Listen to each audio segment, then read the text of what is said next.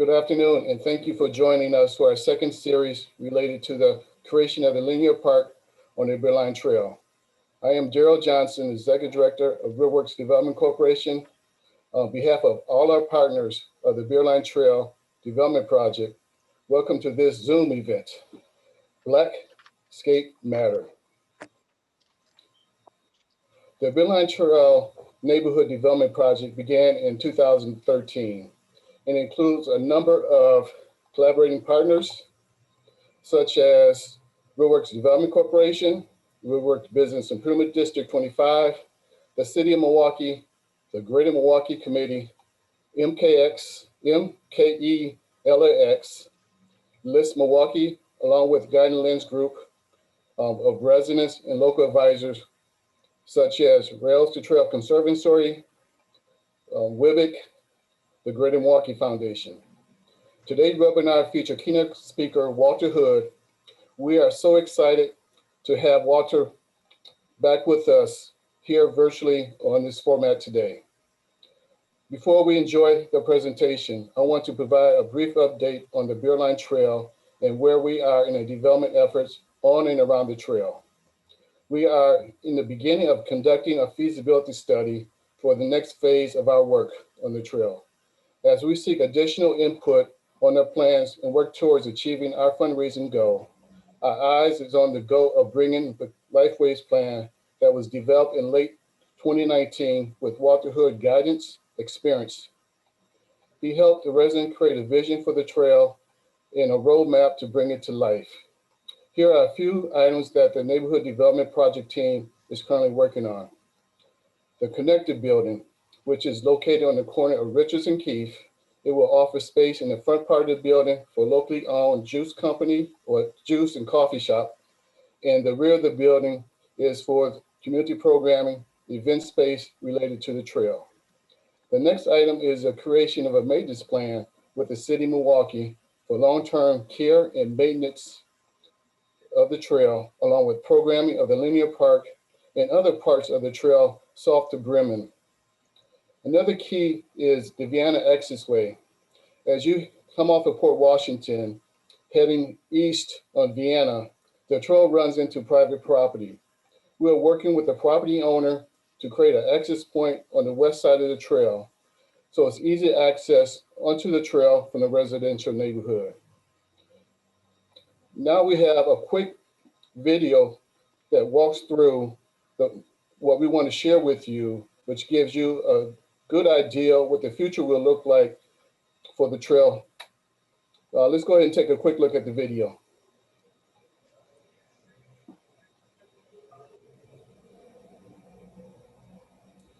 So this is a trail as you walk north towards Capitol Drive.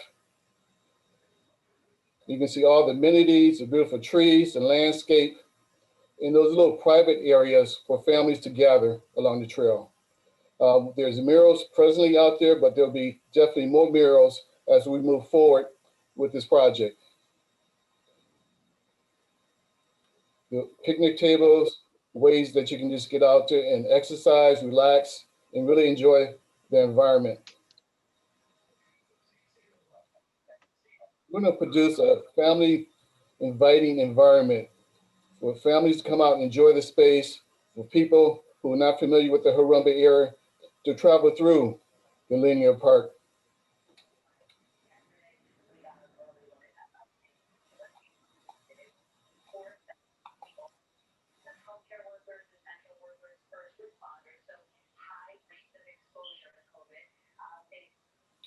So this was a great experience, just kind of walking through the trail, getting used to what we're seeing as a possibility of the trail.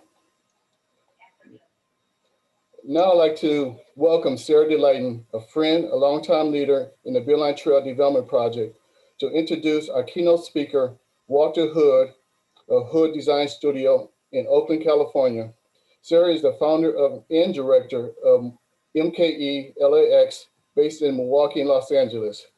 Sara, once again, I want to thank you for your involvement and your support over the past 8 years in helping us bring this project to reality. Sara. Thank you for that lovely introduction, Darryl. It's really powerful to see the Lifeways Plan rendering again. It's mesmerizing for me, so thank you for that. I want to introduce Walter Hood, who is a dear colleague of mine and a collaborator on this particular project, Beerline Trail in Milwaukee. Walter is the creative director and founder of Hood Design Studio, which is based in Oakland, California. He's also a professor at the University of California, Berkeley. And he shares his work as he is with us today, both professional and theoretical projects, nationally and internationally. Walter's also been the recipient of the prestigious MacArthur Fellowship, the Gish Prize, and the 2017 Academy of Arts and Letters Architecture Award. So I think it's a real honor that we have him as part of our team, and again, are able to hear from him today.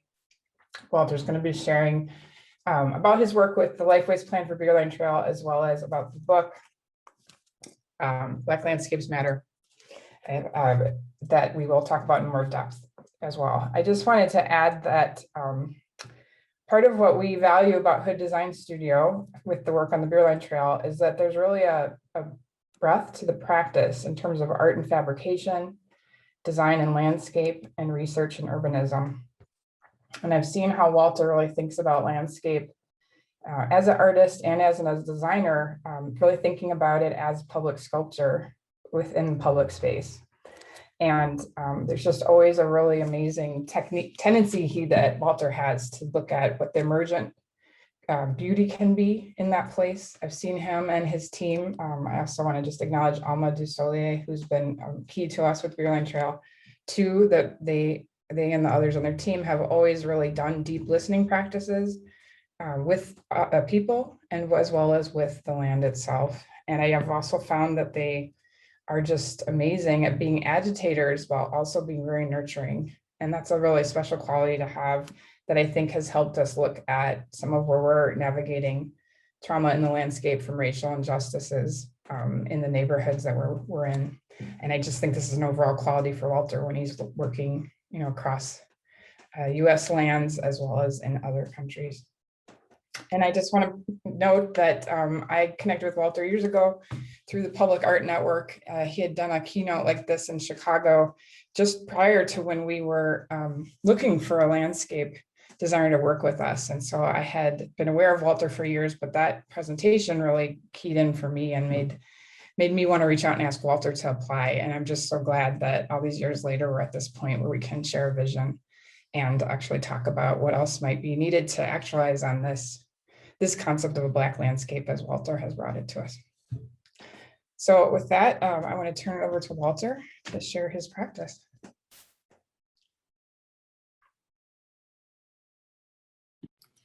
Hey, Sarah, how are you doing? I'm well. How are you, Walter? I'm doing fine.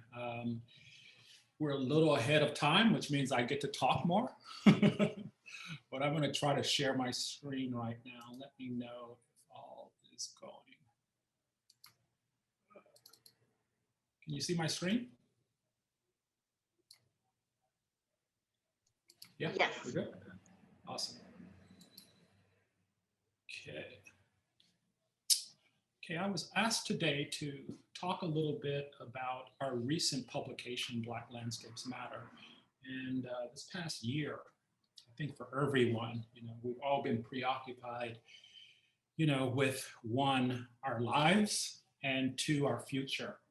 And so I want to spend about 20 minutes or so talking about this idea of the Black landscape. And I think before we can actually, really get into it, we need to really think about who we are as Americans, but also where we come from. And in the study of landscape within this country, we've created some amazing landmark places and spaces.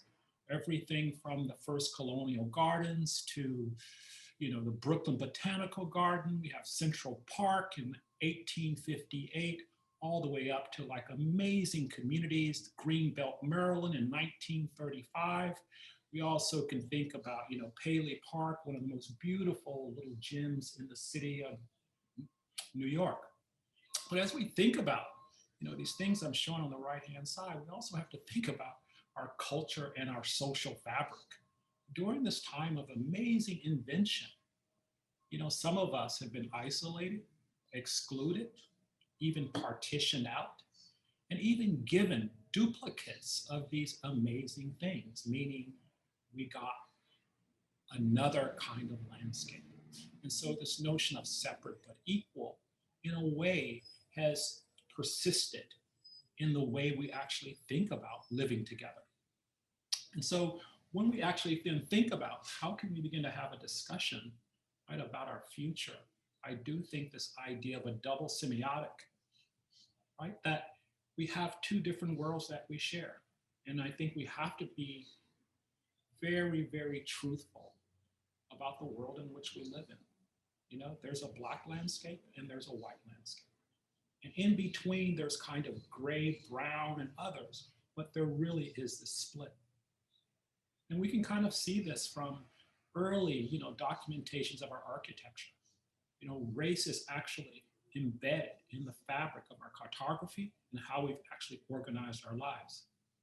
And even in the 20th century, this notion of the semiotic, right, the signs and symbols that people had to sort of endure to understand how to negotiate the landscape. And these things are still embedded and encoded in our world. And of course, we'd like to forget that they don't exist, but they're very powerful. When I was a kid growing up in North Carolina, I remember signs like this, and this is in the 1970s. And so this has this really powerful sort of memory that begins to add to how we kind of think about things.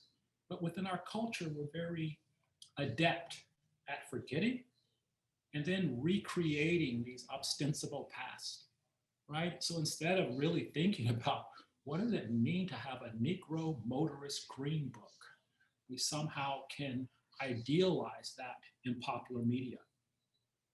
And then when we think about the Black semiotic, these landscapes in which brown and Black people have been subject to, we think that that's the way it's always been, but these were planned landscapes. We didn't ask to sort of live in these high density places of no green, places of no respite.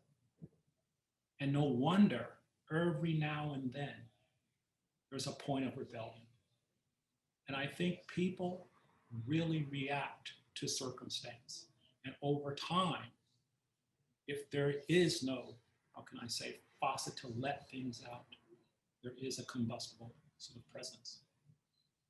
And so when we look at then how all of these things came to fruition, we can look at planning, we can look at politics, we can look at real estate, but we can also think about that binary and how it's created places. And these are red line maps I'm showing you from different cities. This is your city in Milwaukee, and you see the red and the yellow. The red and the yellow are the lowest pieces. These are deemed, how can I say, the more places to not invest in. So we mean landscape and we mean people. And this is my city in Oakland. I live in that red area over to the left. It still fights for investment. Los Angeles, Charlotte, North Carolina, where I was born, Pittsburgh, Pennsylvania. That red thing in the middle is the Hill District. So all of these places have something in common. And it goes back to that image I showed you, which is these semiotics that are built into our infrastructure. And they're really hard to overcome if there's no political will or economic will to push and give value back to people who have been in these places. Because I would argue that those who have lived in these red line places, they're resilient. And so here we see in the last year in Washington, D.C., where that semiotic plays out in the landscape, literally on the street. And the reaction from people in this country is in a way kind of mind-blowing, because again, I just showed you how the semiotic, when it's white, is acceptable. But all of a sudden, when it's Black, it's not acceptable. And so this is, I think, that current moment that we're in. These are the conversations that we've been, how can I say, engaged in. And when the book was published this past year, it was not about the George Floyd moment. This book came about from the Mike Brown murder, which was 2016, which I then held a conference in 2017 just to discuss, why were brown and Black people being killed within these landscapes? And so when Sara invited me to come and interview for the Beerline, we were really excited because this is part of the work, that we do. And so very early in the Beerline, it was very clear that we were in one of these landscapes. We were in one of these red line landscapes where, again, you see industry place where people live. And then thinking about how to make a landscape here, you have to think about that history. I remember one resident telling me, Mr. Hood, on one side of the street, the same house is valued, where on the other side of the street, the house is devalued. So it's really hard to kind of think about making a park or a landscape when you're subject to this economic and political and social and cultural polemic. And so as we started the plan, we asked our client, Riverworks, if we could call it a Lifeways Plan. And this came about from a previous project we had worked on in Pennsylvania, where we didn't want to make a master plan because master plans suggest that there's some larger vision and that over time you would do it. But what we found is, these plans are really about people's lives. So how can we actually help plan the life of the Harambee neighborhood for this North Milwaukee landscape? And very early, like in most places where we've worked, when we started making proposals for certain things, like trees and other things, there became a kind of a critique that you couldn't do these out of, out of kind of a fear of the unknown, but fear of that past, right? And again, the reason why I started out talking about these landscapes with this polemic is that it gets in the way of us kind of seeing a future. And I remember this moment where we came back to the Riverworks and we said, we can't do things ordinary anymore, right? We have to do things extraordinary. We can't think about safety as the thing that guides. We have to think about risk. We can't do typical things. We have to do things that are atypical. And instead of disinvestment, these are places where we have to invest the most. And I know this is a really hard thing because it's like, well, where do you get the investment from? And this is where you need a political will, but you also need a culture that's willing to kind of produce it. And so as we started out, we then thought of different ways in which we could invest. And we talked a lot about making this the first recycle landscape at a scale because we don't have the economic infrastructure. So we thought of different ways, and maybe we could make the landscape like a quilt over time, and we could piece it together. And as it gets pieced together, we actually reconcile the past and we could actually move forward.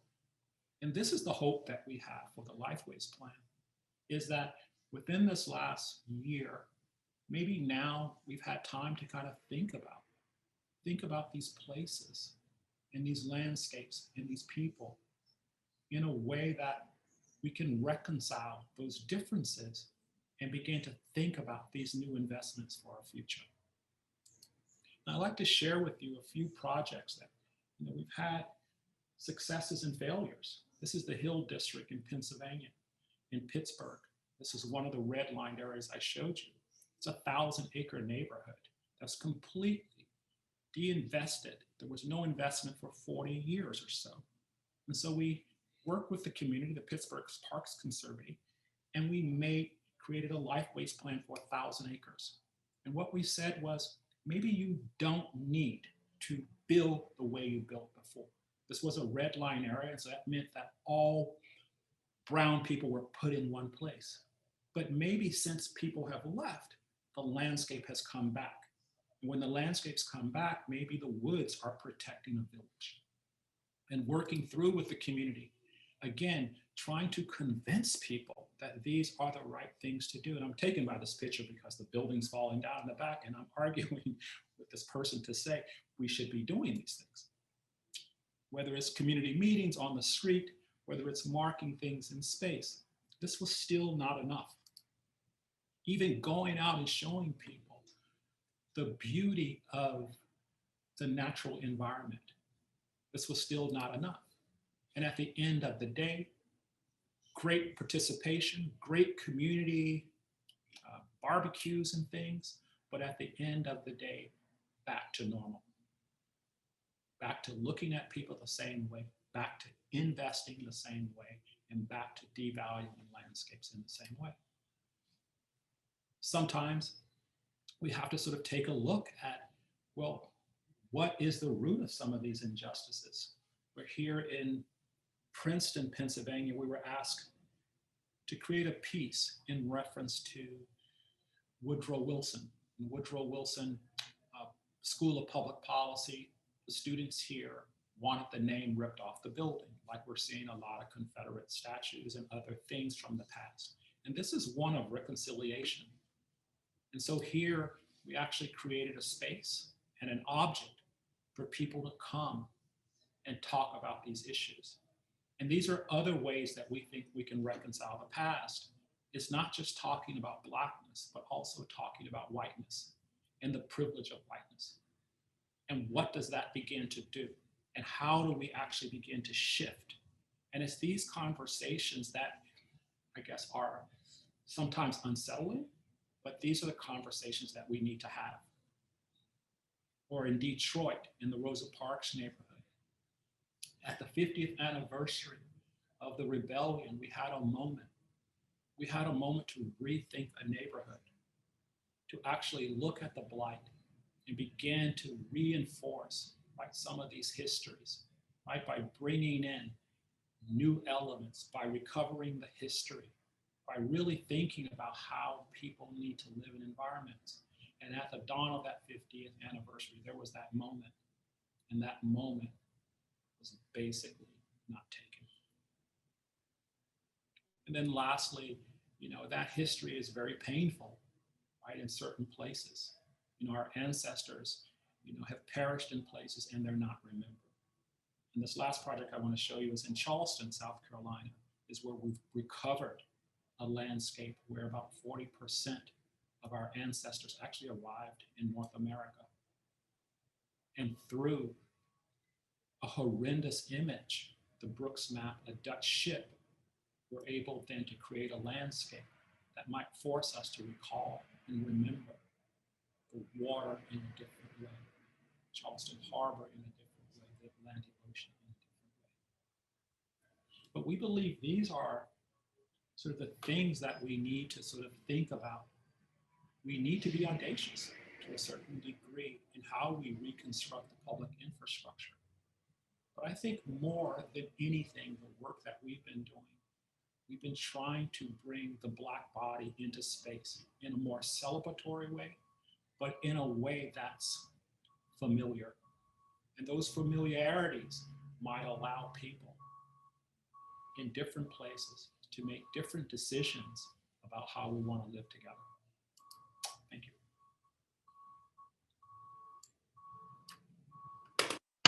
So I'll stop sharing there. And we can get back to the conversation. So hopefully that wasn't too heavy. So my brain is these days. No, it wasn't.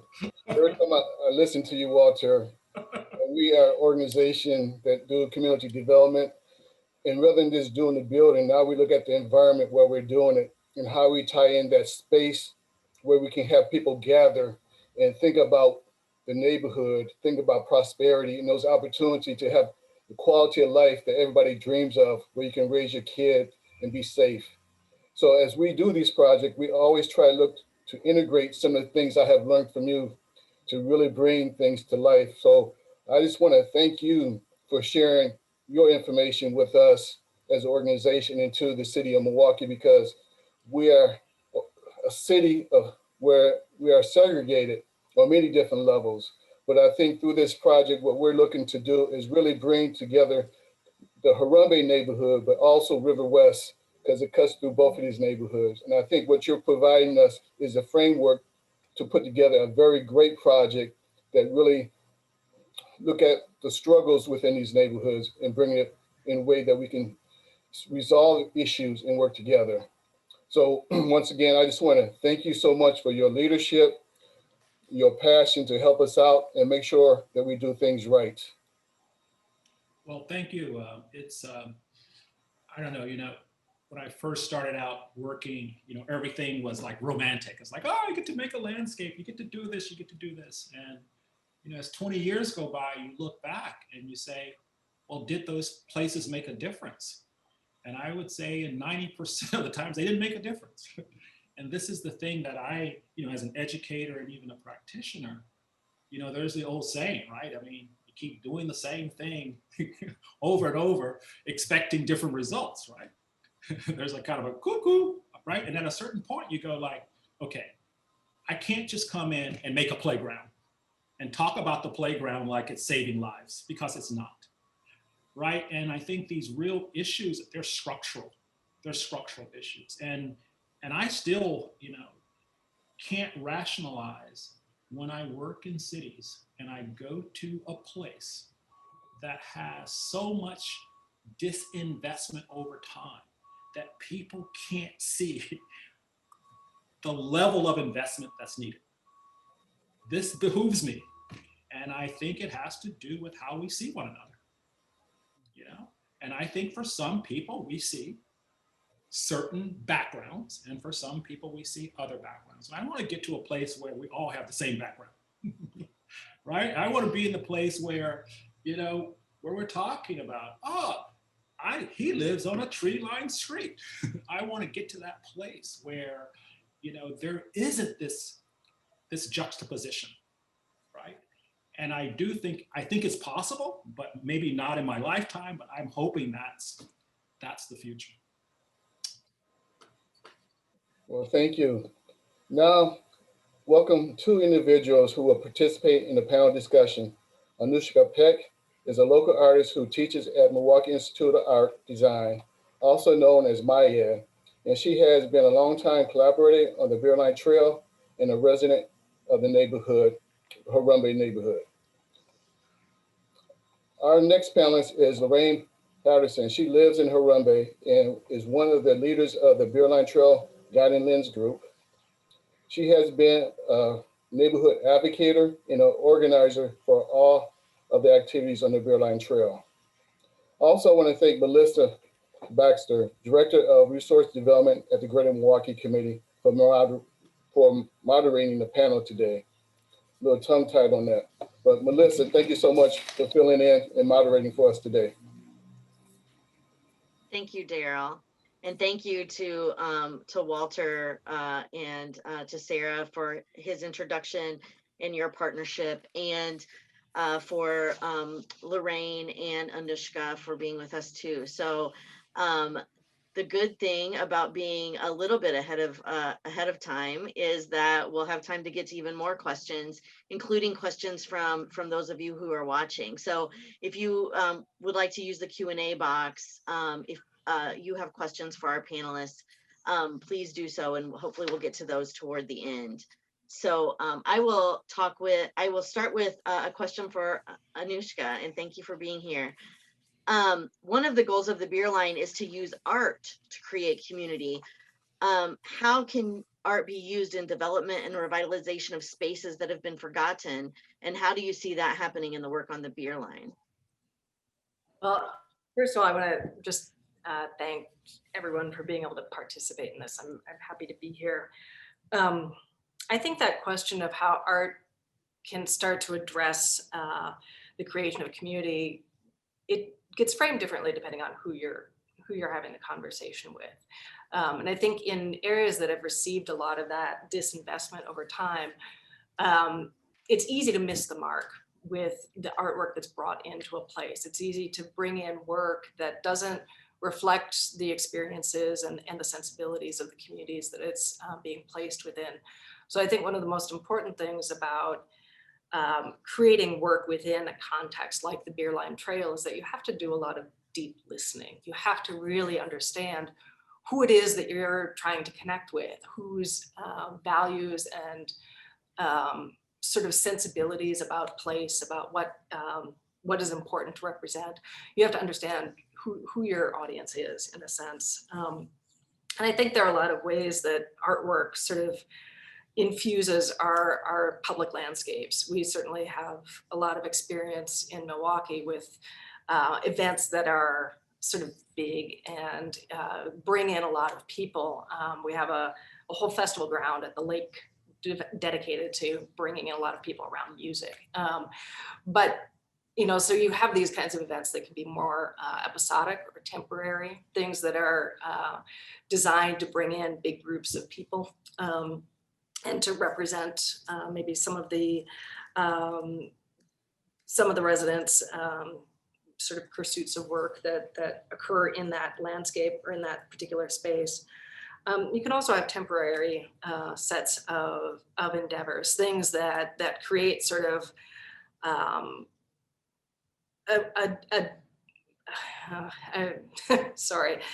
creates sort of like a bit of cognitive dissonance for how people understand their spaces, things that can interrupt, things that can disrupt, and then can disappear. So you're left with this sort of memory of an experience without having that thing to look at. And that creates space for conversation, space for dialogue, space for the sort of like memory sharing and narrative building that happens through art in public space.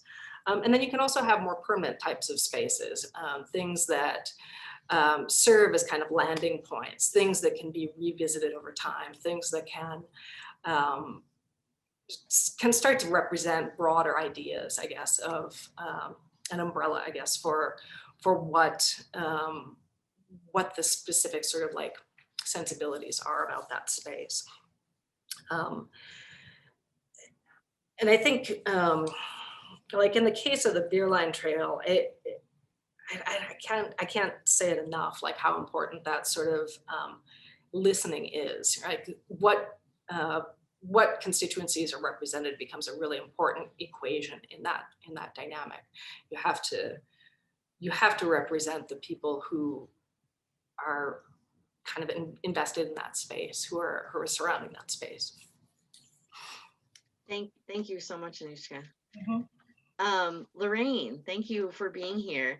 And you've worked a lot, obviously, with the community, and you were mentioning to us earlier some of the, before the webinar officially started, some of the events that you have in the works and how you're engaging with folks, bringing them to the trail. How do you think the Beerline Trail is a unifying space for community building? I think the trail can be a unifying space for building community, but I don't think we're quite there yet. We have quite a bit of work to do. We have to encourage the residents to come out, but also reassure them that the trail is a safe space where neighborhoods and cultures can intermix and feel like they belong. Yeah, feeling like a space is for you, right? Is so important. Thank you for that.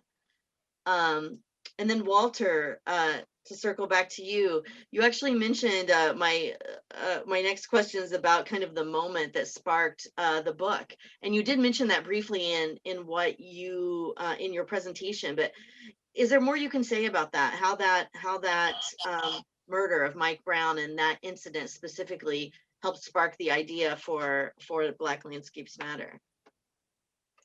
Well, as a Black person, I just, like a lot of us, I just was tired of hearing the same story. You could close your eyes and it's the same description. Young Black teen in a liquor store, right? I mean, if I hear liquor store over and over and over again, and so immediately an image comes to your mind. It's either a liquor store, it's either a gas station, it's the same kind of backdrop. And then for Mike Brown, the thing that was powerful was a Black body lay in the public realm for a long time.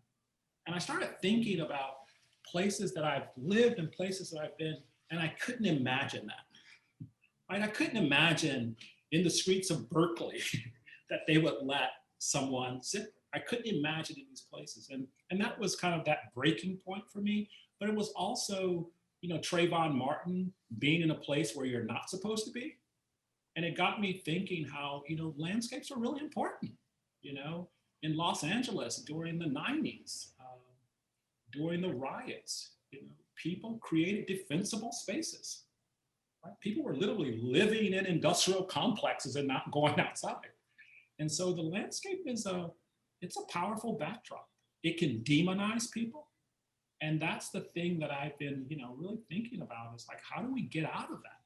If I see 5 Black guys on a corner in Harambe, if I see 5 Black guys downtown, they look different. So it's like, again, it's the semiotic. And I don't know how we get out of it, but I think we have to find ways to see each other differently in space. And I do think this idea of safety is really important, but I was talking about risk. I think as Americans, we gotta be more risky about our relationships, right? I mean, right now, we're really safe with our relationships. We need to be more risky. We need to be in love with each other, You like find a partner, man, it's risky. It's really risky, but you take that plunge and you hope for, love at the end of the day. So I do think we need to figure out how to love each other better and figure out how to create relationships. And I just think the landscape can just be a powerful way to do it. Thank you so much. I love that idea of thinking about relationships and risk, and something we all do every day, and then how we can make that more the typical instead of the atypical. So I love that. Thank you so much. So Sara, that leads into this next question perfectly. We often talk about the Beerline Trail as a connector. And I don't think we mentioned this earlier, but there's a chapter in Black Landscapes Matter about the Beerline Trail, and Sara is the author of that essay. And one of the things you talk about is how the trail can be an antidote to cultural separation and provide the breathing room of space. Could you explain just a little more about that concept and how it impacts the community? Sure, thank you, Melissa. I just want to say that I give Walter my respect for asking me to write an essay around the Beerline Trail, which is a very complex task to ask of me. And I just think that, you're acknowledging me, but you're also acknowledging all the teamwork that I'm part of in Milwaukee when you're doing that, Walter, and why I just also believe what we're doing with Beerline Trail is taking a risk and is actually experimenting to find, what you're referring to, Melissa, is to find breathing room. So just to describe the context a little bit more, because I think it's important. So I grew up in the Milwaukee region, and Milwaukee was always the first place that I learned what city was. And growing up there, and I say that partly because I've had a base in downtown Los Angeles for over 15 years, but there still was always this call to me as someone who also works with landscape and specifically public space a lot to come into Milwaukee and think about how this city can grow, what I have understood about it since my childhood, in terms of culture. And for me, what also ever since I was little was always a really big question around race dynamics and how that was playing out in space. So one of the ways that I felt that and perceived others around me feeling that was that no matter how you look, there's places in Milwaukee you feel like your body's going to be comfortable or safe or wanted, and there's other places that you're not. So for me, I think about it as a constipated city. There's not easy flow between neighborhoods, and again, to Walter's points, between people and relationships, we sometimes can just struggle with that sense of choice, in terms of who we're with and why. And so for me, there's various reasons why I turn to a public space as a tool, really, to make room for relating. And I will say what happened for me in this project, I was in understanding, again, from growing up there, some of the race dynamics that are present. I was aware that there's actually even very particular streets that sometimes hold the tension of the history of racial segregation, but also how those feelings of cultural separation are very alive and well still. And Holton was one of those streets. It's a old truck route. It goes right. It's the boundary that is defining River West and Harambe neighborhoods. And I had this question in my head as an adult, again, as an artist and as someone who facilitates public space experiences, how can you unzip Holton? Because it's zipper tightly zipped up, meaning in that sense that sometimes the neighbors don't feel like, again, there's flow even between, across that street in between the neighborhoods, even though sometimes people have family and friends in both places. Again, it's just, it's how I understand segregation as a felt experience. And so for me, it was coming to understand the Beerline Trail, which again was Old Rail Line, was actually doing something spatially to the street of Holton. It was crossing it at diagonal. And the fact that when I started working on this project, Beerline Trail had already been developed quite a bit in the River West neighborhood, but it was kind of new to grow into the Huron Bay neighborhood. And so I thought that, again, like, well, what could this trail do as part of an overall trail investment Milwaukee as a city, and again, in the region, was making as another kind of space for people, for walking, for biking, for commuting reasons, for recreational reasons. So again, it's just part of my faith that a public space as a space for neighbors to intersect actually is a place to start to get at that risk taking that Walter's talking about. Thank you. Thank you, Sara. Mm-hmm.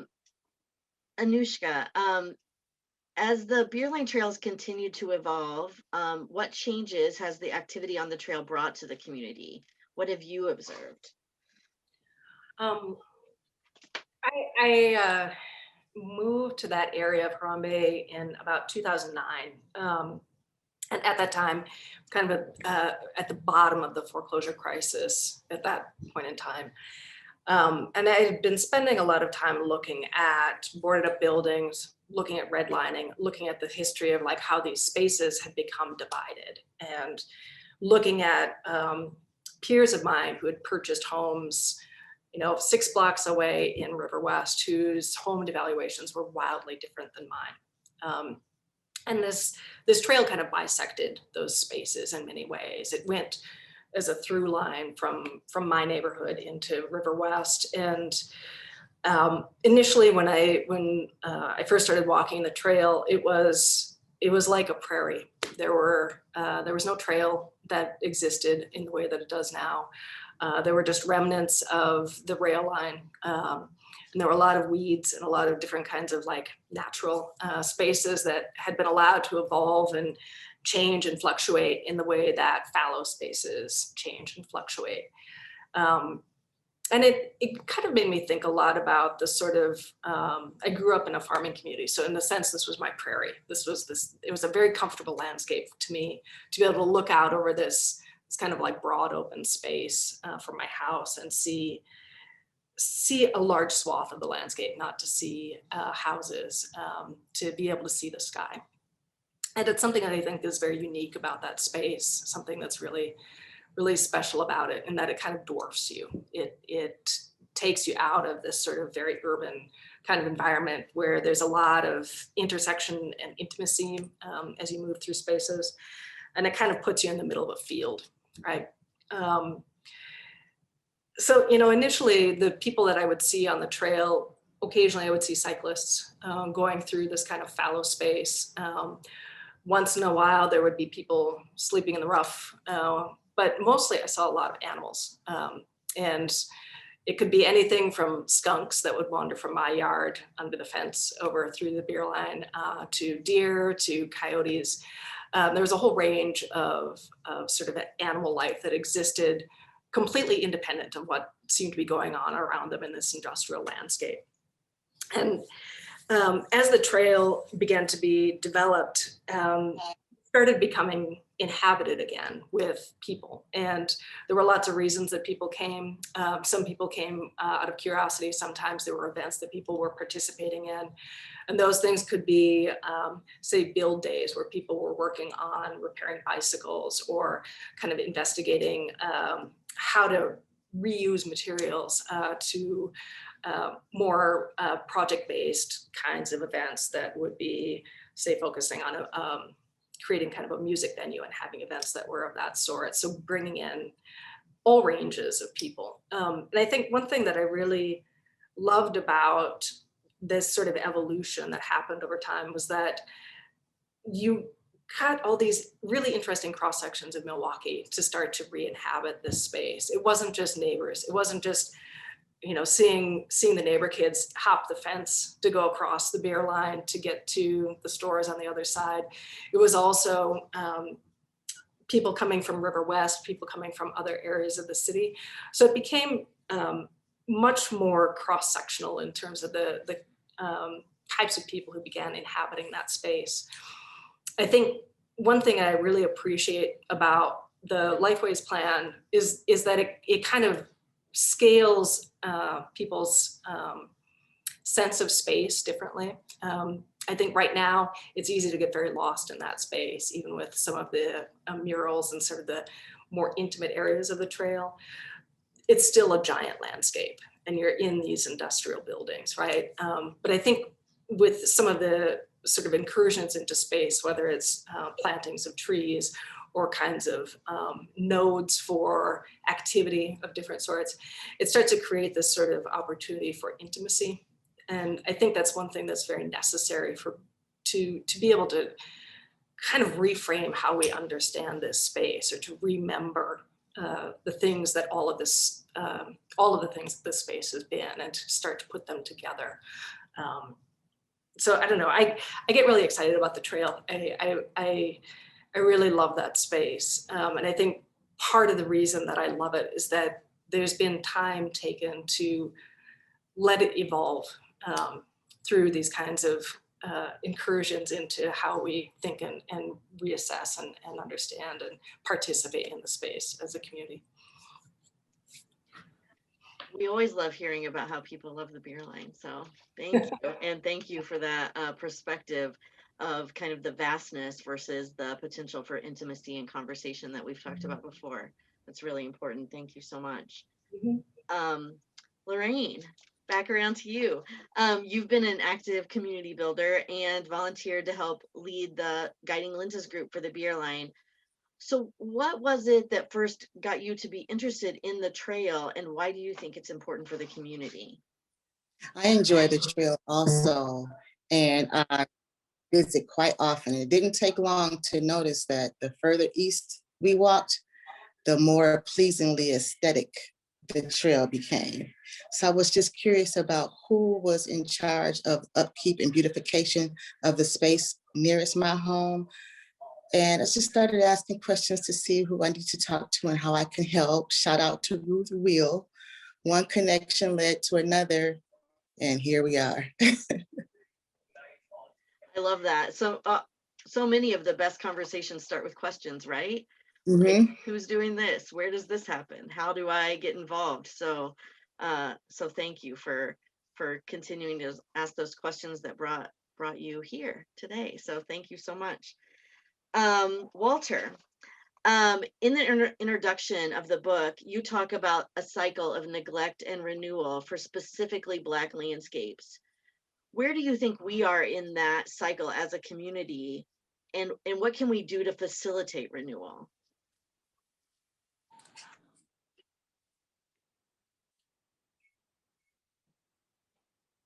You are on mute. Okay, yeah. In the cycle, I think we're in renewal, right? But we only have a moment, because in the American memory, it's a short time. So if we don't act now, right, this moment will slip away and we'll be preoccupied with something else. And this is just our history. I mean, again, I was saying in the lecture, and it just behooves me, it's like 1968, yeah. When I was 1973, I was integrated with white people. So that's like yesterday. And so it's been a short period of time, and we've had these moments, either cataclysmic, you know, whether you're in a Hurricane Katrina, there was a moment where we were all in this thing together. And I think this is the story of America. There are these moments, like this pandemic has created a moment. And if we don't take advantage of this moment of being together, we're going to go back to being separate. And, you know, I think you can just go back in time and see these moments where there's either social, civil strife, environmental issue, but these are things that bring us together. And the George Floyd moment, brought us together in ways that I would have never imagined, right? To see people on highways in LA and Oakland, brown, white, of the kaleidoscope. And this is our moment. And I think we have to act in a way that we're seeing other parts of our society acting. I mean, I'm blown away by how much change is actually happening around us. And from a physical point of view, there's very little, but a lot of social change and cultural change is happening. I think we got to get on it. So I think our time is now. So whoever out there has $100 million you want to invest in Harambe, time is now. I love that for many reasons. We need the investment, obviously. That's something that we are working on, but also I love this urgency. You know, there is this urgency to capitalize on this moment, and that's brought so many people together. And you know, a year ago when we went into this lockdown phase, I mean, who would have known how quickly our whole society could transition to doing so many things virtually, which just proves that when we want to change, it can happen. So I appreciate that urgency of that message. Sara, in the chapter on the Beerline, you write about the challenges of communication. How does the physical space facilitate communication and understanding? I love that question. I want to say there's so much y'all are saying that I want to also comment in on. These are really beautiful responses. Yeah, so I just want to say first that I talk a lot about inclusive communication in the essay, but I feel like I'm often also speaking to it in our teamwork, the work that we do as project leaders and the work we've done with Guiding Lenses with neighbors, again, over many years in many different ways, which has included, you know, crafting activities, gatherings inside of the trail space itself, and just trying a whole lot of stuff. But I just want to note that to me, when I say inclusive communication, it's just acknowledging for me at one level, there's so many different English language being spoken. And there's so many things that can affect, like even when I really ask myself, I know different versions of English and I speak it differently depending on who I'm with. You know, it's just understanding that our communication is contextual, and things like our racial representation can affect that, our generation can affect that, our professional position, the neighborhood we're from. I mean, it's actually, these are just fine nuances, but they really show up when you go to try to make a space, like I feel like we've intended with Beerline Trail, which is to make a public space that has a feeling of openness to it. You know, again, where any number of neighbors or other people in Milwaukee could feel like they can come through. And so it just is actually paying attention to, if we want to say something, we have to say it often a bunch of different ways, a bunch of different communication forms. And so for me, and again, I'm very, very spatial. And so space is still one of the forms of communication to me. So in terms of like, it's where something is said as well as how it's said. And I'll just note that I think one of the ways we did that with Beerline Trail, so I worked closely with the Greater Milwaukee Committee and another group of artists and designers that were located in the neighborhoods that were a collective called Be In Tween. Anishka was part of that group originally too. And then just again, like a lot of our neighborhood leaders there was just a hunger, I think, to play with the places that we're in. And that particular rail yard space was one that had been identified by Be In Tween, and they had started to do some experimentation with gathering out there, everything from you know, picnic table meals to performances to cleanups, you know, trash cleanups. It was private land when we started. It was owned by Brian Monroe. There was footwork that the city government had done to transition that into being public space. You know, they already had a Department of Transportation grant that was in, you know, it's just that it literally had not made that transition of ownership from private to public space. And so for me, and again, a lot of the collaborators I worked with, that was a process, not just of doing a real estate transaction, but actually of, again, still imagining and feeling what it could be like for an old rail yard like that, again, connected to a long rail line into the heart, you know, center part of the city, how that could feel like public space. So we did a call for performance ideas. We asked a lot of different neighbors to just come out with how they might define performing, and that could be informal or formal. And again, it was just that I always thought of it as like the rehearsal times, as well as what we're often thought of as a formal performance times. And that's part of what started to open up all of our imaginations around that as public space. And again, also just for me, public space is a way of describing having a place that neighbors can find each other, that is a shared ownership space, you know, again, that people can come with their interests. And I'll just add on it, if I can just ask one question of a different panelist, you can decide if you want to do this an hour later, Melissa, but I would love to hear from Lorraine with what you're saying. Like, just what does it feel like to you when you go out into the trail now, you know, as a neighbor? I'm just interested in your perception of that place. Mm-hmm. Well, it depends on which part of the trail you're using. The part closest to me is very unwelcoming, and there are a few pieces out there, and it almost looks like there are leftovers from a different project.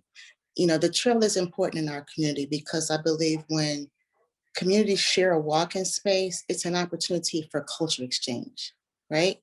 And we can choose to learn about someone else on our own terms. My daughter and I love going on the trail and running into somebody. You know, if we get more than a high, that's a bonus. And if we don't, then we just make something up about who we think they are. But there's a lot of work that can be done, and we'll get there. And I think we're As long as we include everybody in the decision making. Yeah, I love that. And, you know, some of these themes keep coming up over and over again, right? Community, communication, connectedness, intentionality, like all of those things, and really listening. So thank you, Sara and Lorraine. So in that vein, Anushka, how can art be used to unify and bring communities together across race, ethnicity, and income? We've talked a little bit about that specifically around race. But there is a real, you know, this is a real space where people can come together. So how do you see art playing a piece of that? Well, I think nothing on that trail can be singular, right? It's such a huge space. There's such a diversity of different reasons that people end up visiting that space or traveling through that space or considering that space. And I think in that vein, you have to have a set of creative practices that are equally as representative of the diversity of people who engage in that environment. But I think, you know, one of the things that I'm always thinking about with regard to public space and sort of the use of art as a mechanism for revitalizing public space is whether or not that revitalization brings everyone along with it or not, whether or not those sorts of practice areas in the arts serve to build up the community that surrounds it, or whether they serve to shift the community that surrounds it, or change or gentrify. You know, I will say that I think like using art to redefine space is kind of a long process. It's that memory, that sort of collective memory that Walter talks about, and that we're aware of in our environments. It takes time to change perceptions of space. And, you know, to what Lorraine is talking about too, that sort of like way in which you encounter an environment, those initial perceptions can also be really off-putting, or they can be really inviting, right? So I think in that regard, the way that artwork has to be sort of like built into this process of the evolution of the space is that it has to be something where there's a way to reach that broad representation of the people who engage and reside in and around that space. Like I think about the sort of ways in which all of the work with Be in Tween and with the Art Place work that was done and some of the Kresge work, it brought in different kinds of practice areas, right? You had performance pieces, you had people doing mural work. There were people who were at a high level of professional status and people who were much more on that kind of emerging end of professional status. And all of those people who did work in the trail through creative processes brought their communities with them, right? So there were these opportunities within that to kind of stir things up, keep people engaged in different ways.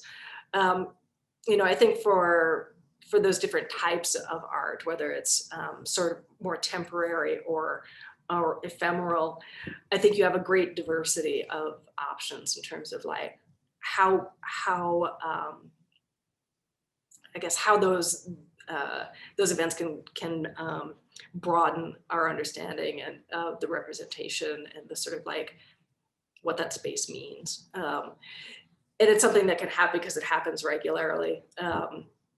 It has the ability to build and change those perceptions over time differently than more permanent pieces of art, which I think become really significant. They become these kind of landing points and they start to speak to the space over time in a way that more episodic events do not. So I think, you know, this idea of representation is always going to be a question that comes up around the trail. And I think what that kind of comes back to is like, how do you select what we're going to be working with in that space? How do you find out what are those kind of like those nodes or networks that are associated with the community that are really representative of the people who are in and around the trail? How do you bring those nodes in? How do you collect those folks' opinions and ideas and kind of bring them into conversation?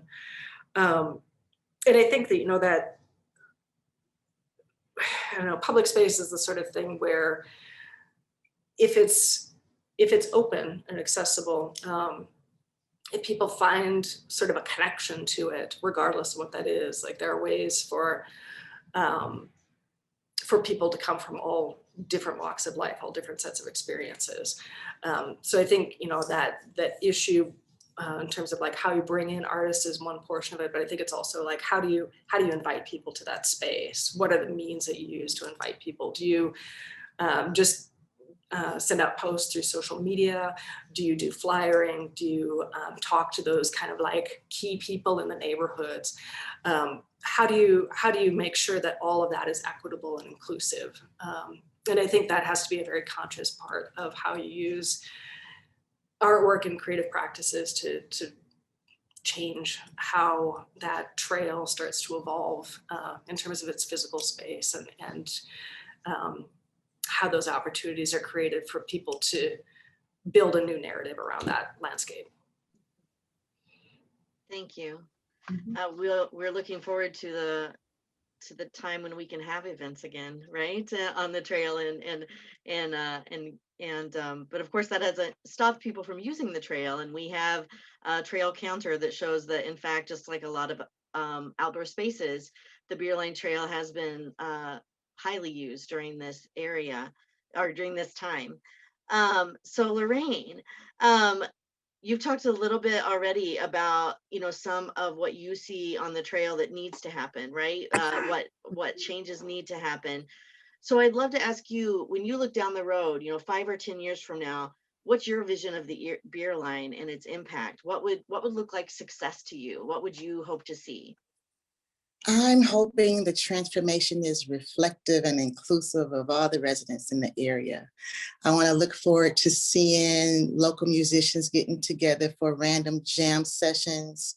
I want to be able to buy coffee and tea from a local resident, be entertained on Tuesdays and Thursdays by street performers.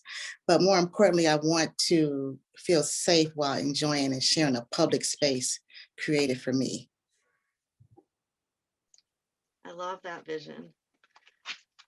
And I love the smile on your face as you describe it too. It just makes me smile as I'm hearing it as well. So thank you. Walter, you mentioned in the context of Black landscapes, the vernacular past.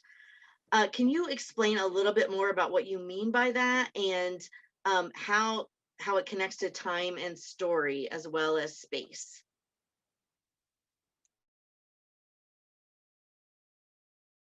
The vernacular past, as I recall and I'm thinking, is more about tradition, right? It's more about the traditional. And Unfortunately, in the design and art world, sometimes tradition is thought of as being lower in value. And we see these are the things that are probably the most powerful, right? Because these are the things that are passed down.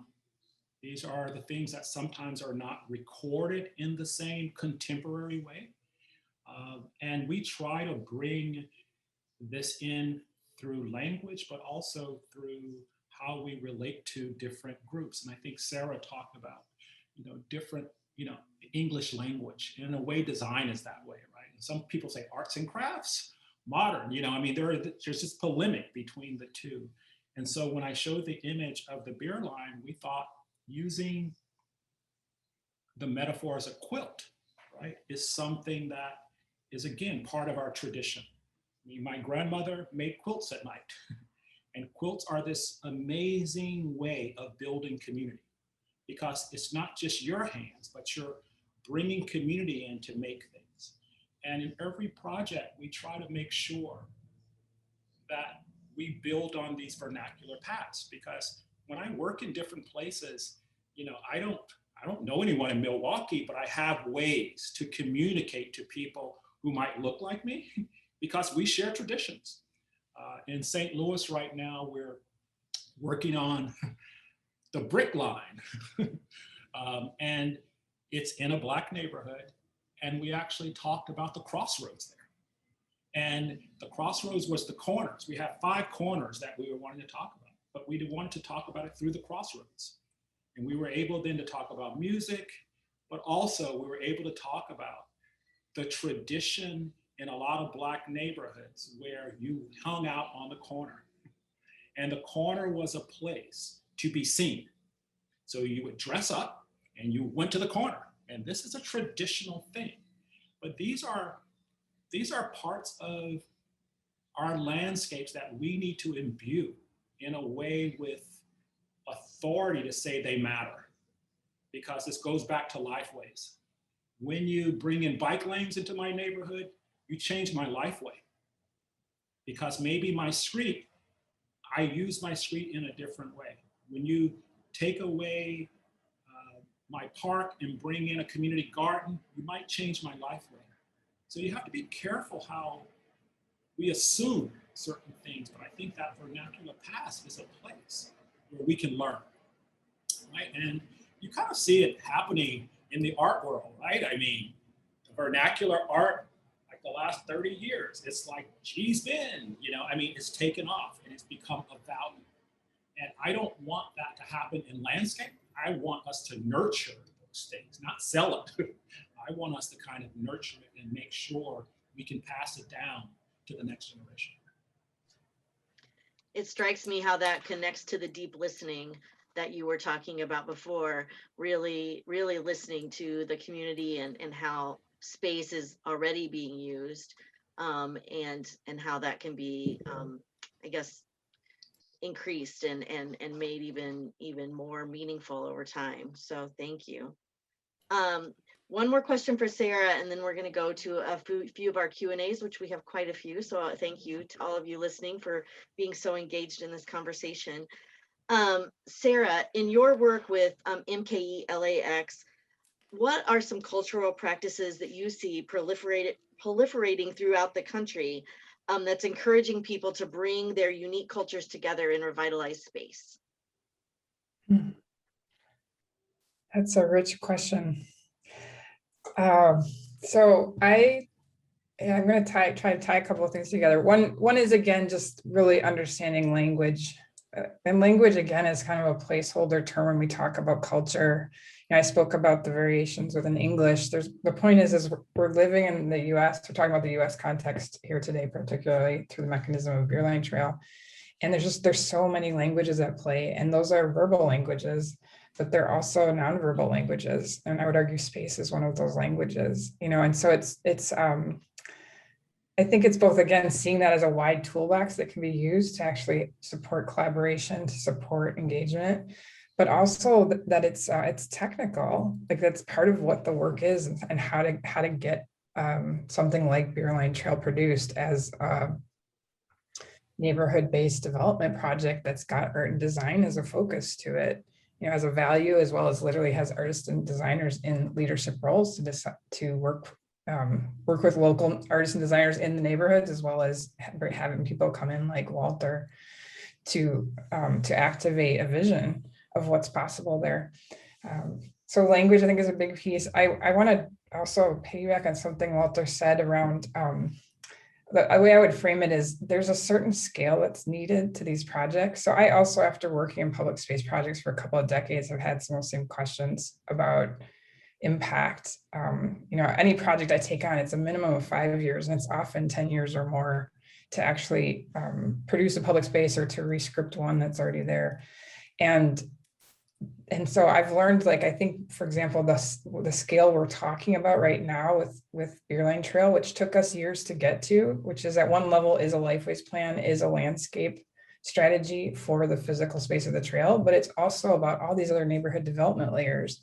Like, how do we support small creative businesses in the area? How do we look at either rehabbing housing or further investing and supporting homeowners that are there? How else can it be a question of connectivity? Like, where else does this trail have to connect to, or what's the streetscape like around it?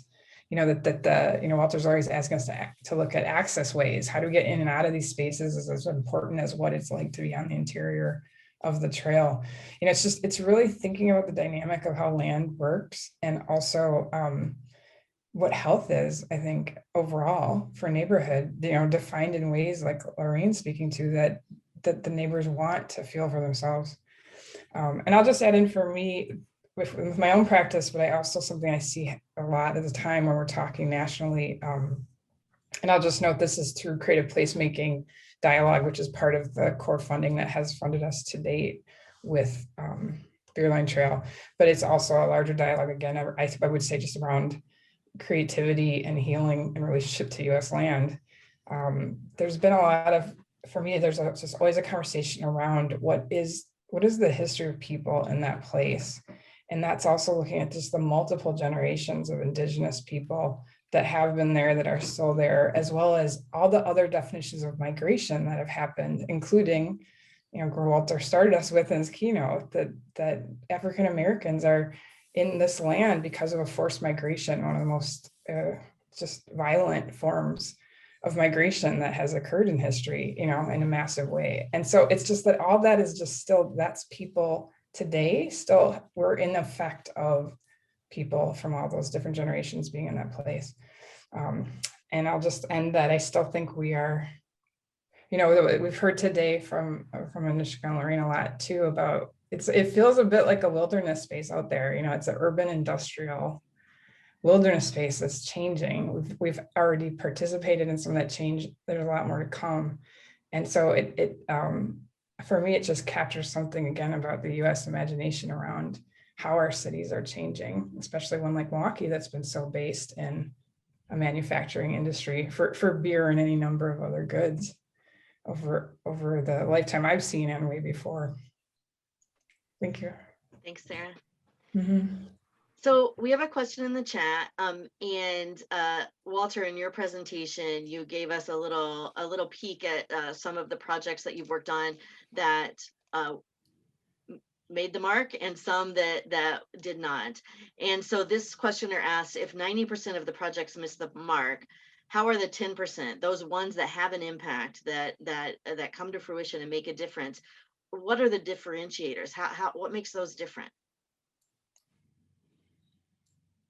That's a really good question. Sometimes ignorance have made a difference, meaning that no one was watching the shop and something occurred. Tenacity, where groups just said, we're going to do it, we don't care. And economic influence and political. I've had projects where someone in political power said to me, just frankly, I'm not running for re-election, let's do it. really eye-opening. I had another project where someone said, don't worry, this project, $1.5 million is not a lot of money. We'll just stick it into the bond measure because the bond measure is for 150 million, right? Again, it takes kind of tenacity, but sometimes it's kind of the ignorance in the process where, and I don't mean like, you know, people don't know, they're just not paying attention. And those have been the times when work has evolved and it actually, something's happened. Most of the time there is so many voices and so many reasons why not to do something. You don't do it. Most projects get talked out, right? There's so many reasons why we can't do this. The last thing I want to interject, and you know, it's not a critique of what's said, but I do think we have to be very cautious of the idea of wilderness in America. Wilderness can be a way to reframe a place and exclude people. That's the history of this country. By the landscape being called wilderness, that meant no one's in it. And so I think we have to be very careful how we frame places in which people live. If people are living in a place, it's not a wilderness, right? It might be disinvestment, but people are there. And this is one of the things that I've just, you know, I've lived in West Oakland here for 25, 30 years, and I've seen it's gotten worse. But I stayed here. And it meant that I had to figure out how to stay here. And those are the places that we're always looking to see answers, right? So it's like, well, how do you stay on the street when people are breaking into your cars every night? Okay, you figure out a way to fix it. And so there's this kind of resilience that happens. And I think we don't look at that enough. I don't think we don't look at, you know, initially, I've been to your house, I know what you're looking at, and it's like, you've lived in this place and you have to do certain things to live in this place. And I think Lorraine, the same thing. And I think these are the things though, that I think sometimes provide answers, because we think that they're just coping mechanisms, but in a way they're not. They're actually inventions because we're having to deal. And so. Thank you. Thank you so much. We have another question from Carl Nielsen. How do we relate this project to planning for economic development, considering residents and community first? And so certainly Walter or any of the other panelists who have ideas around that, I'd love to hear your reaction. I think Sara kind of lists a lot of them, right? I mean, I think one of the big things is making sure, just think about home ownership. If people have been in a place, helping people buttress, you know, being in places. We have this thing in Oakland, Moms for Housing. There's been all of these interesting infrastructures that are helping people maintain the spaces that they've lived in. So that's one. And there's been a lot of conversation around if you improve a neighborhood, it's going to get gentrified. But we're actually finding in a lot of places, our landscapes, and I think Anishka talked about this, they're devalued to a place where we have to figure out how to give value to these places, right? And by giving value to these places, we also reinforce the ownership patterns. Because once you have that, you have power. It's the devaluation that's not giving people power. So, I mean, I have people in my neighborhood where there was just, they got, their housing was just assessed, and it was assessed like 20% lower, right, than the market. And they basically filed a lawsuit.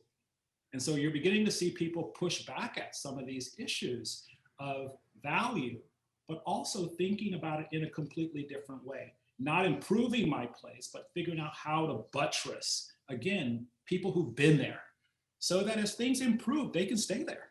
So I think that's one thing. Thank you. So we have a question about integration.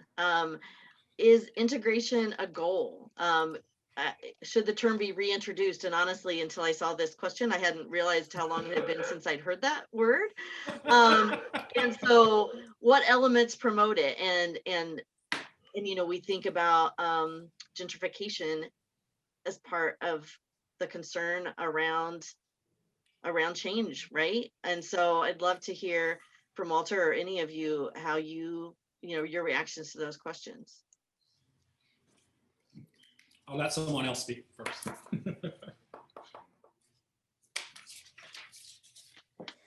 I mean, I can say that, yeah, I still sometimes just crave other vocabulary. It's hard sometimes to make words, especially when you're having social discoveries, which I feel like over the years, I know I've personally had participating in activities on the Beerline Trail.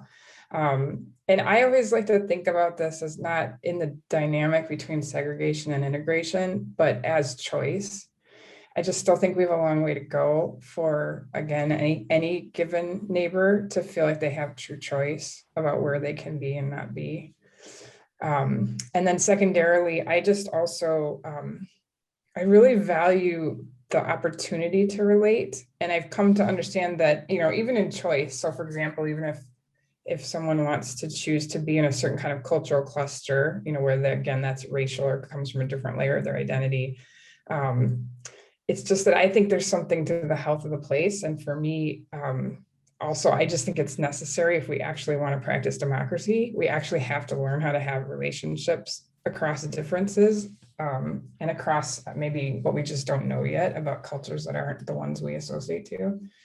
And so so I think about it more like, how do we make the opportunities? And again, a public space like a park is just one way to do that to me, where you actually can have cultural exchange happen, where there's room for, and maybe again, the activity is designed that there's thoughtfulness around both what's happening physically and socially, but also how people are invited in, you know, the who again into the place.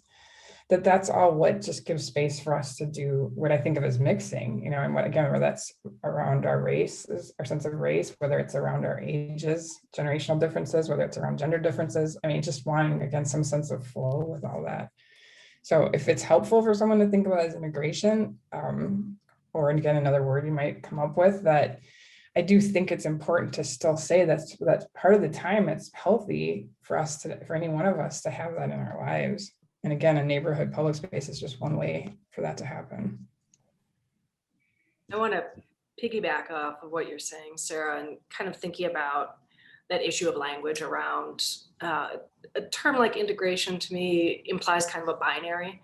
And I think there's more of a yes and. There's our landscape is much more complex socially and culturally than I think we give it credit for. And there are, I think, tons of opportunities for looking at sameness across all of these sort of myriad ways that we're different from one another. And it can be through a number, like I think about some of the folks I know who for whom basketball is kind of this through line that mixes all of these different sets of relationships and cultural associations. And it's not about race, it's about this other set of kind of shared interests. And I think we have opportunities when we create these spaces to create other sets of through lines that connect people, that allow people to cross-pollinate and bring their different selves to these landscapes, to these different spaces. Yeah, so I guess I would sort of amplify that idea of like integration is not just like a singular set of priorities, but something that's much more expansive than that, where it's more of a yes and more of a cross-pollination, I think, in some ways. Because I think it's also how we reframe our understanding of one another. Like when those narratives aren't broken down by the ways we typically understand our relationship to one another and start to look at other sets of shared experiences, it creates ways to weave these different narratives into one another for us to become part of this larger fabric of our cultural landscape, of our space in a community and where we fit within it. So That's also very true. And it's about choice and desire. You have to want to have that exchange with a person. In my neighborhood, we have everybody, but we still don't know each other because we just come and go. So it's about choice and desire. And we're working on having events so that we can get to know each other and share ideas and feelings and see if there is something else that we have in common outside of race. I'll just add, I think the people on the webinar, they don't need to be, it's like preaching to the choir. It's the people that don't share these same values and ideas is where the issue lies. And this is the elephant in the room. And I do think we have to remember, again, 50 years ago, we had to have a law passed by the federal government to get us to actually be in the same space. Then we actually had to have another law for people to look at me and say, I will give you a job. And so in the last 50 years, we've tried to mandate this thing, and it's really hasn't manifest a lot of the things that we want. So I do think the shared part is really a powerful thing, but we see it in this political moment. There's still a large percentage of the country that want to live in a separate world. And I think this is the work, and that's why we have to be audacious. We have to make them want to come and be part of it, not to stay in these separate places somewhere else. We want to bring people together just so that they can see the richness of difference. Because on one hand, the sameness is colonialization. Colonialization wants to make the same thing over and over again. But we want to show people that difference is sustainability, right? The future is difference, not diversity. It's difference. It's double negatives, having things that sometimes don't fit. But that's where those relationships, I think, can be powerful. So I want to come into a landscape that I've never seen before because it's like this magical place. And I think that's what the Beerline, for me, my goal for the Beerline is to be this different world where people want to come there because it's such a different world. Thank you all so much. I have one more question I would love to get to in the brief 3 minutes we have left. The question is, what specific challenges, obstacles must be faced to continue fulfilling the vision of the Lifeways Plan, and how might they be addressed? We talked a little bit about political will and tenacity. What other things come to mind for you all about, how we get from here to there?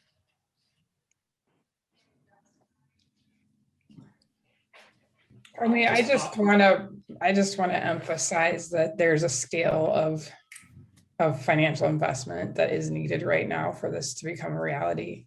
And I actually really think, Walter, from the beginning, you were always very clear that we needed to think at an accurate scale for the park itself. But again, also that thinking overall about neighborhood development was really the most accurate way to understand what would make this different world possible.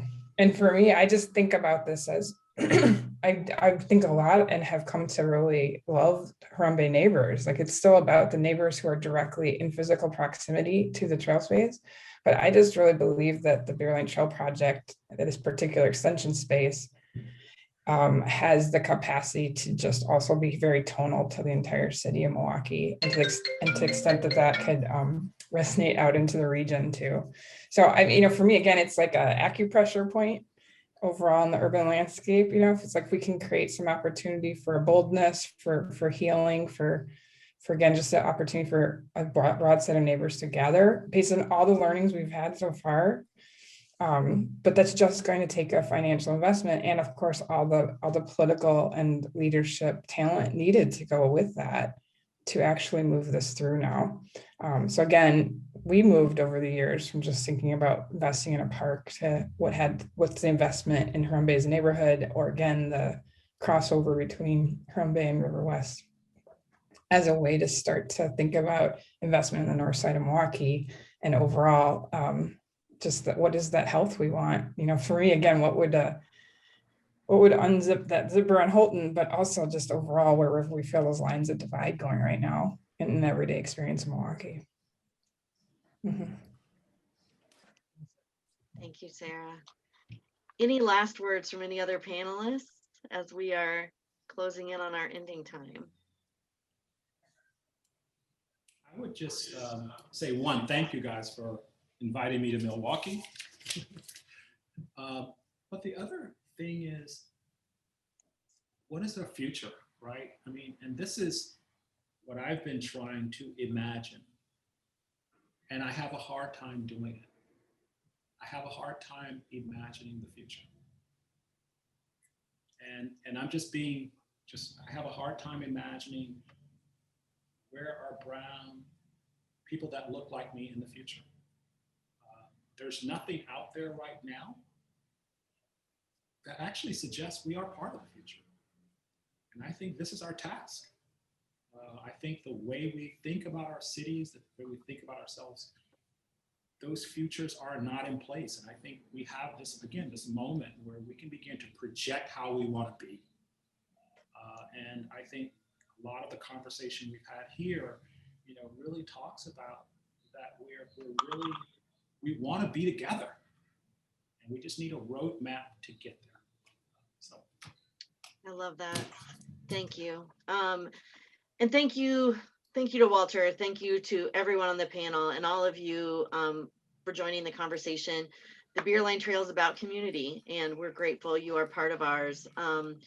Please look for an invitation to next month's event when we're going to be talking about the history of the Beerline Trail with keynote speaker Reggie Jackson. So we are going to continue these conversations and keep up with the tenacity we need to bring this vision to reality. So thank you all and have a wonderful afternoon. Thanks, guys. Thank you so much. Thank you.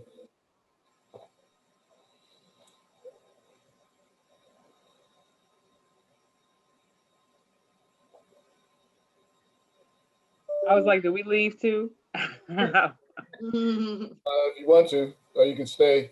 Well, I just want to thank everybody. I did an excellent job. Really appreciate you taking the time to join us today. Yeah, I'm really happy to be here. I've missed all you folks, and I love talking about this space so much. So I'm excited to see everything kind of moving forward and see where things are going. So thank you. Okay. Thank you all Thank so you all much. so much. Thank you, Melissa. Beautiful facilitation, Melissa. Thank Agreed. you. Really good. Have a good one. It was a lot of fun. Thank you all.